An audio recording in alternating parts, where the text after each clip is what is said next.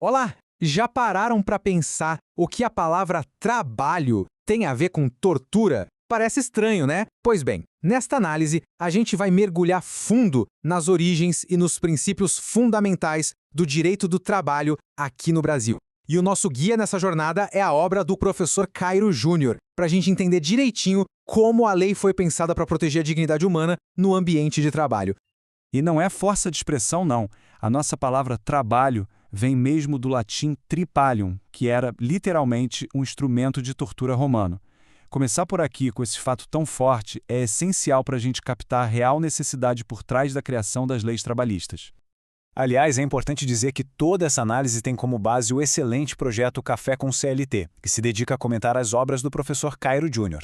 E para quem gosta de estar sempre em dia, fica a dica. Acompanhe o material deles.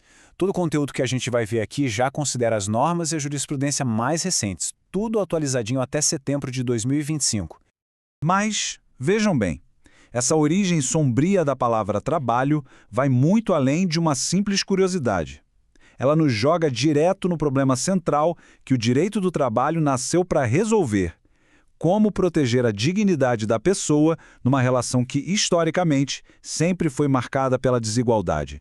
Certo? E para entender de onde veio essa necessidade, a gente precisa voltar um pouco no tempo, lá para a Revolução Industrial. Ela trouxe uma riqueza nunca antes vista, é verdade. Mas, por outro lado, criou uma crise gigantesca, ficou conhecida como a questão social. E essa linha do tempo aqui ilustra perfeitamente como uma coisa levou à outra. A industrialização sem freios do século XVIII gerou a tal da questão social no século XIX. A crise foi tão grande que no começo do século XX, o Estado precisou sair da sua posição de mero espectador e intervir. E essa intervenção, aqui no Brasil, culminou na nossa conhecida CLT, lá em 1943. Tentem imaginar o cenário daquela época. O trabalhador, sozinho, não tinha poder nenhum de negociação. A lei se baseava na ideia do pacta sunt servanda, ou seja, o que foi combinado tem que ser cumprido. Só que tipo de combinado é esse, quando um lado tem todo o poder e o outro não tem nenhum? Na prática, essa suposta igualdade no papel só beneficiava um lado.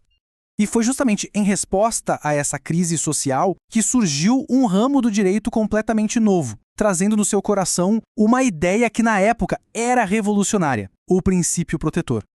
E aqui está a grande sacada, o pulo do gato do direito do trabalho. Ele parte do reconhecimento de que, na vida real, as partes não são iguais. Então, para alcançar uma igualdade de verdade, uma igualdade material, é preciso tratar os desiguais de forma desigual. A lei age como um contrapeso, sabe? Para tentar nivelar essa balança que, de largada, já é desequilibrada. Esse reconhecimento jurídico da vulnerabilidade do trabalhador tem um nome técnico. É a hipossuficiência. Esse é o alicerce de todo o princípio protetor. A lei não exige que o empregado prove que é a parte mais fraca.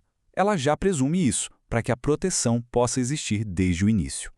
Acontece que o direito não é estático, ele acompanha as mudanças da sociedade. E uma mudança importante veio com a Reforma Trabalhista de 2017.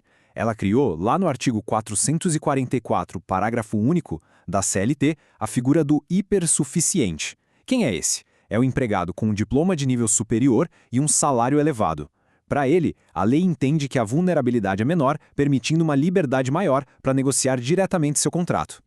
Bom, agora que a gente já entendeu o porquê da existência do direito do trabalho, vamos ver um pouco de como ele funciona e o que o torna um ramo tão particular e autônomo do direito.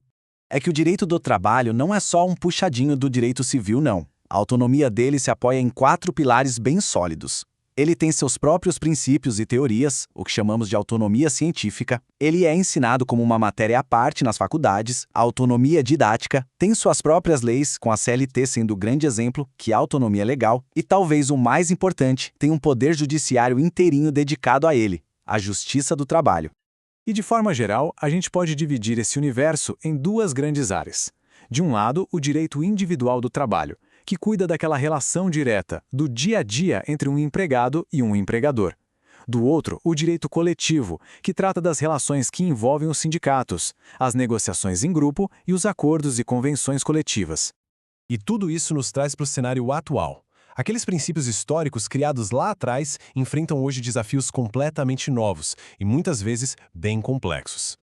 Pensa em fenômenos como a uberização, por exemplo, que geram debates enormes nos tribunais sobre existir ou não vínculo de emprego, ou na regra do negociado sobre o legislado, trazida pelo artigo 611-A da CLT, que muda completamente a dinâmica das negociações coletivas.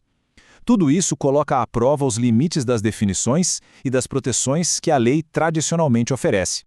E assim a gente chega na grande tensão dos nossos dias. Como é que uma estrutura jurídica que foi pensada para proteger a dignidade humana na era industrial pode se adaptar para continuar fazendo isso na era digital? Encontrar resposta para essa pergunta não é só um desafio para o direito, é, na verdade, uma decisão sobre qual futuro do trabalho a gente quer construir como sociedade.